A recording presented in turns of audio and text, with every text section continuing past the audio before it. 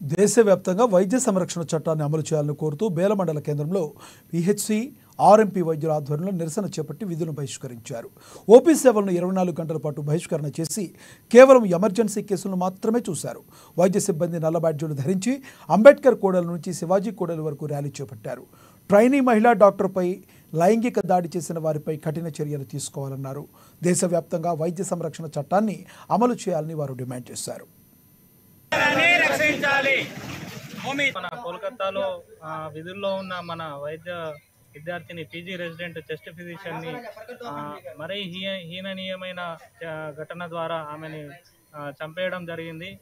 ఇలాంటి వైద్య వృత్తిలో మేము కొనసాగుతున్న వేళ, అది కూడా డ్యూటీలో ఉండి కూడా కొనసాగుతున్న వేళ ఇట్లాంటి చర్యలు అనేది దేశవ్యాప్తంలో ప్రకంపన సృష్టించిన వేళ మేము ఆదిలాబాద్లో మన బేల మండలంలో మా టీపీహెచ్డీ తరఫున, అలాగే అందరూ ఐఎంఏ కాల్ తరఫున మన వైద్య వృత్తిలో ఉన్న వాళ్ళందరం కూడా ఈరోజు ఓపీ విధులను బహిష్కరించడం జరిగింది.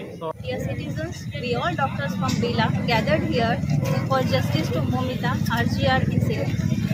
Today we celebrated 78th Independence Day, but still we are not independent.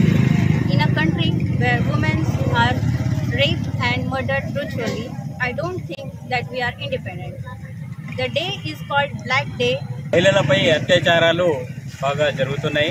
ఇటువంటి ఘటననే మొన్న 8 ఆగస్టు నాడు కలకత్తా హాస్పిటల్లో జరిగింది.